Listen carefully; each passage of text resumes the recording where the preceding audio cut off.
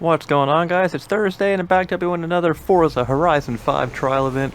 This week we have Time to Focus. It is a dirt racing event for the 2017 Ford Focus RS tuned to A spec. I'm pretty sure this is the last trial event for the Ford season, or Series 16 Fordsathon. So kind of disappointed. I was hoping this would last forever. I could use Fords every week for the rest of my life and be completely content with that, but I'm pretty sure next week we will start Series 17, which will be something new. Anyway, before this event, like I mentioned, you have to use the 2017 Ford Focus RS to A standards in dirt racing. It's pretty fun to do, honestly, to get this car up to A. I had an existing road racing tune from like right when the game came out, and I just completely stripped everything off of that, removed it, started from scratch, and built my own dirt racing tune. I kind of tested a couple different times. I was able to find a nice balance, I think, and the tune I ultimately ended up with I'll show on screen right now. It is called A800 Rally. I'll also show the share code.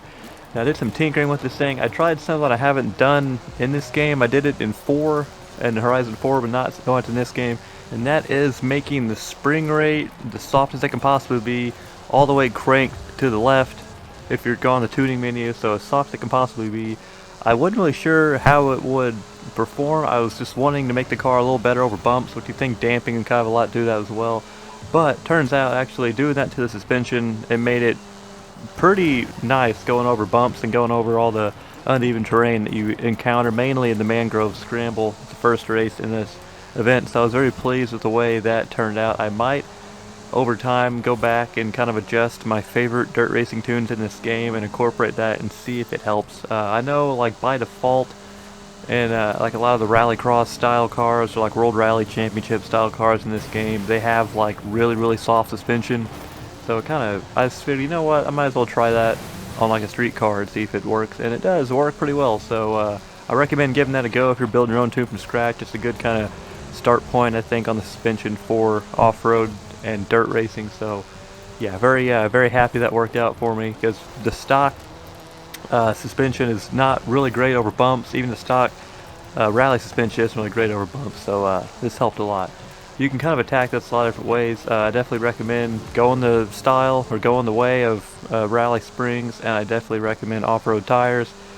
Every dirt racing application in this game and every off-road application in this game, I'm going to throw on off-road tires if they're able to be put on, because like the rally tires in this game, I've said it before, I don't know what it is, but they're really bad in this game. Like it says they have more grip and stuff than the off-road tires, but I don't think they do, and they cost a lot more tuning points, so I would steer clear of the rally tires, and I wouldn't want to put racing tires on a dirt racing car either, so I definitely recommend going the route of off-road tires. It does say that you lose like 0.5 grip or something, which is something like 0.05 grip, something like that, compared to the stock tires, and you probably do lose some grip on the road surface. Once you get off-road on the dirt, is definitely going to have more grip than the stock tires.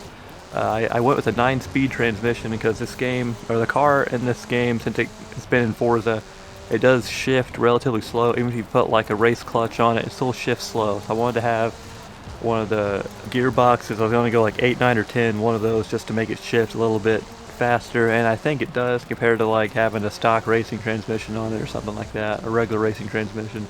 So it does shift a little bit quicker than it did before. I decided to keep the stock engine, the little turbo EcoBoost 4-cylinder. Very good.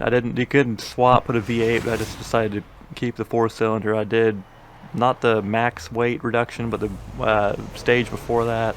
Upgraded almost all of the engine components. I put on some different wheels, the race drive line, rally differential, which I put my usual dirt racing spin on that, and I think I put not one of the flywheels, I don't know if it was Sport of the Race flywheel, something like that, one of those.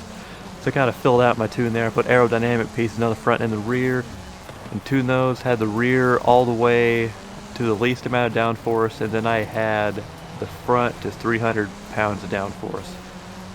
Kind of just going off the top of my head. I'm not looking at the game or anything, I'm kind of just trying to think of what I did to it, but pretty sure that's what I did.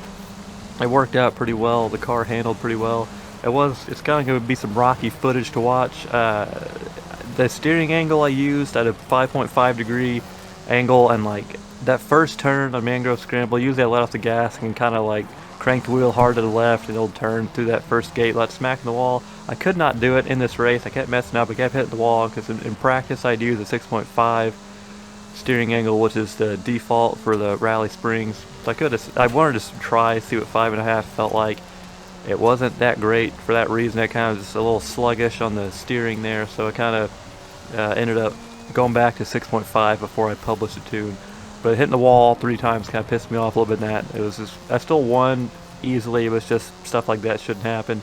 In race 2, I did have a close encounter with the wall on the one that you get that jump. It was one of the jumps in the race. You know exactly what I'm talking about if you're familiar with that track. But the car just rebounded, kind of wonky, and ended up hitting the wall. I got lucky because I could have hit it head on and slowed me down all the way. But I didn't. I kind of just grazed it. But I didn't do that again in laps 1 or 3. And also, at the beginning of the race, I had to avoid. This is race 1. I had to avoid the AI in front of me. I had to like make an off-road excursion, go like beside a tree, almost flipped off a bridge. So it was not a very good trial event from like just a, I guess, clean driving style standpoint, but hopefully you can forgive me for that. I've been playing a variety of racing games this last couple weeks, so my Forza skill is a little bit rusty, but I still got both wins relatively easy. If you try this tune, I think you will be pretty successful. I'd love to know down in the comments how you decide to attack it, what kind of tune you decide to go with. Comment down below. Leave a like in the video if it helped you out. Subscribe if you want more videos like this. Hop into my Discord server, which will be in the description of the video, as well as a share code if you missed it earlier. That's all I got for you. Enjoy this last week of Ford events, and I'll see you next week for a new series.